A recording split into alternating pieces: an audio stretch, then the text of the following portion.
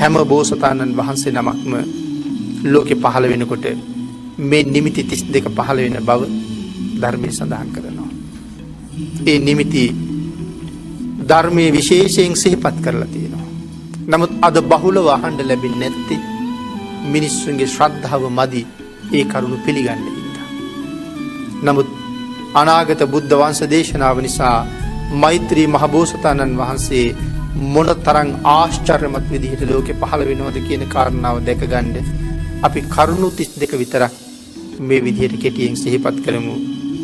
විශේෂයෙන් බෝසතාණන් වහන්සේ මව් කුසෙන් බිහි වෙන්න ආසන්න වෙනකොට තව මොහොතයි බිහි වෙන්න මේ මහ පොළොව විශේෂයෙන් කම්පා වෙනවා කියලා සඳහන් කරනවා. නිකම්ම නෙමෙයි පැහැදිලි කරන්නේ කම්පා වෙවි ප්‍රකම්පණය වෙනවා කියලා සිහිපත් කරනවා. තව මොහොතින් මහ පොළොවට පය තියෙන මේ මහා පුරුෂෝත්තමයන්න් වහන්සේ දරන්න මහ පොළොවට ශක්තිය මදි නිසා මහ පොළොව කම්පා වෙන්න පටන් ගන්නවා. ඒක තමයි පළවෙනි කාරණාව. දෙවෙනි කාරණාව හැටියට 10000ක් සක්වල පුරා සුවිශේෂී ආලෝකයක් පැතිරලා යනවා. ඒ විශේෂ නිමිති 32කින් තව කරුණක්. තුන්වෙනි කාරණාව හැටියට ಜಾති අන්ධයෝ ඇස් ලබනවා. උපතින්ම අන්ධ වෙලා ඉන්න අය මහ බෝසතාණන් වහන්සේ උපදින්න ඔන්න මෙන්න කියන කාලේ උපදිනවත් එක්කම ඇස් දෙක ලබනවා. ඒගොල්ලන්ට අය කවදාවත් ඇස් නැති වෙන්නේ නැහැ. ಜಾති බිහිරෝ කන් ලබනවා. අන්ධයන්ට ඇස් ලැබෙනවා. බිහිරන්ට කන් ලැබෙනවා. ගොළුවන්ට කතා කරන්න පුළුවන් වෙනවා. මේක සුවිශේෂී කාරණාවක්.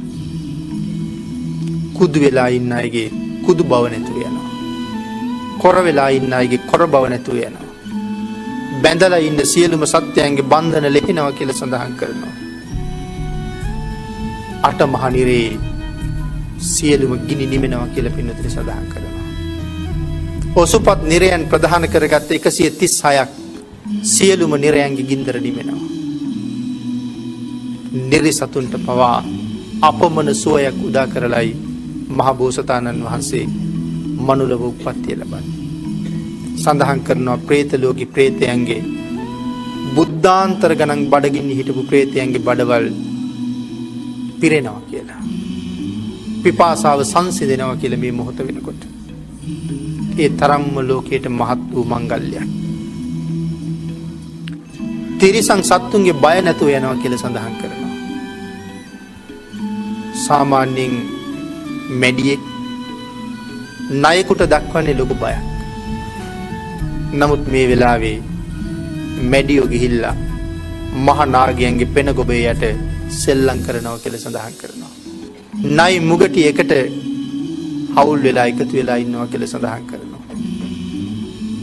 මෝ කොටියෝ සිංහයෝ ඔවුන් එකිනෙකා සතුටින් ක්‍රීඩා කරනවා කියලා සඳහන් කරනවා. තිරිසංගත සත්වයන්ගේ බය හාත්පසින්ම නැතුව යනවා. සියලු සතුන්ගේ රෝග සුවපත් වෙනවා කියලා සඳහන් කරනවා. හැම සතෙක්ම නිරෝගී වෙනවා. සියලු දෙනාම ප්‍රිය වචන කතා කරනවා කියලා සිහිපත් කරනවා. කවුරුවත් ගාව අප්‍රියමනාප වචනයක් නැහැ. ආශ්‍රයෝ මధుර ලෙස හේෂාරාව කරනවා කියලා සඳහන් කරනවා. ඇතුන් ඊටාම මధుර විදිහට කුංචනාද කරනවා. මේ සක්වලේ විතරක් නෙමෙයි 10000ක් සක්වලක සිදුවෙන අසිරියක් ගැන සඳහන් කරනවා. සියලුම තූර්ය භාණ්ඩ ඉබේ වාදනය වෙන්න පටන් ගන්නවා. මනුස්ස ලෝකේ තියෙන තූර්ය භාණ්ඩ අපි වාදනය කරන්න ඉපෙයි. නමුත් මේ මොහොතේ ඒ තූර්ය භාණ්ඩය ඉබේම තමන්ම වාදනය වෙන්න පටන් ගන්නවා. එදාට තමයි ඒ භාණ්ඩේ නියම හඬ අහන්න පුළුවන් වෙන්නේ. අද වාදනය කරන්නේ අපිට ඕන හැටියට. එදාට වාදනය වෙන්නේ ඒ භාණ්ඩේ තමන්ට ඕන හැටියට. ඒක තමයි තමන්ගේ නියම හඬ. ඊළඟට සඳහන් කළා සියලුම ආභරණ මිනිස්සු පැළඳගෙන ඉන්න හැම ආභරණයකින්ම හඬ නැගෙන්න පටන් ගන්නවා. ආභරණ එකිනෙකට ගැටි හඬක් නැගෙන්න පටන් ගන්නවා. සියලු දිශාවන් පැහැදිලි වෙනවා.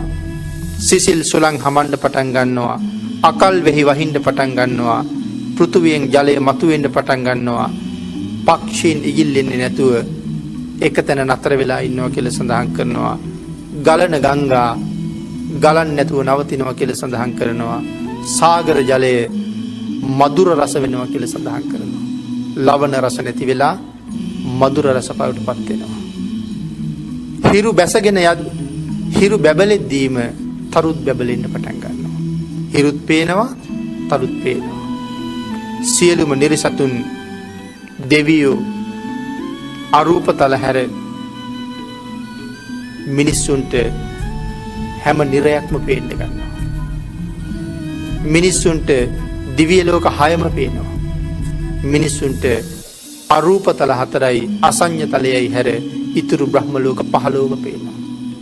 එහෙම අපූර්ව මොහොතක් උදා වෙනවා. සිව් දිසාවේම ගස්ගල් පඳුරු ආවරණ කරන්න නැතුව යනවා කිසිම දෙයක්. මිනිස්සු බැලූ අතේ ඕන තරම් ඈත පේනවා. අර ගල නිසා පේන්නේ නැහැ, මේ ගහ නිසා පේන්නේ නැහැ, අර පඳුරු නිසා පේන්නේ නැහැ කියලා ආවරණයක් නැහැ. බැලූ හාත්පස බලන පැත්තේ බාධාවක් නැතුව පේන්න පටන් ගන්නවා.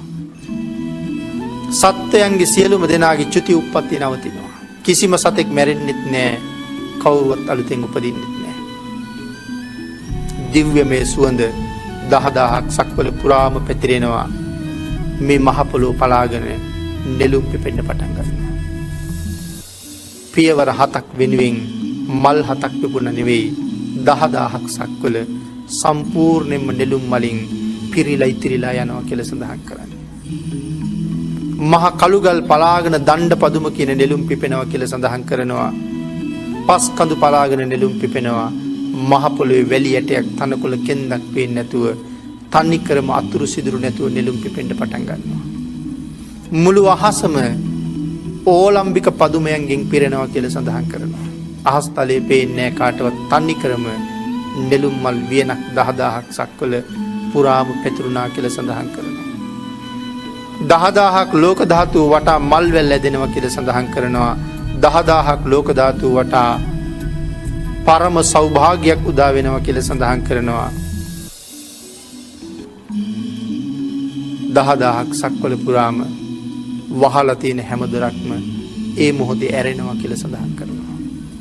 එහෙමනම් මේ විදිහට නිමිති 32ක් පහළ වෙන බව විශේෂයෙන් සිහිපත් කරලා තියෙනවා. ඒ බෝසතාණන් වහන්සේ මව්කුස පිළිසිඳ ගන්නකොටත් මව්කුසෙන් බිහි වෙන වෙලාවෙත් ලෞතර බුද්ධ රාජ්‍ය ලබන වෙලාවෙත් දම්සක් දේශන වෙලාවෙත් මේ නිමිති 32 පහළ වෙනවමයි. ඊට අමතරව පහළ වෙන අවස්ථාව නියත විවරණ ලබන අවස්ථාවයි කියලා සිහිපත් කරනවා.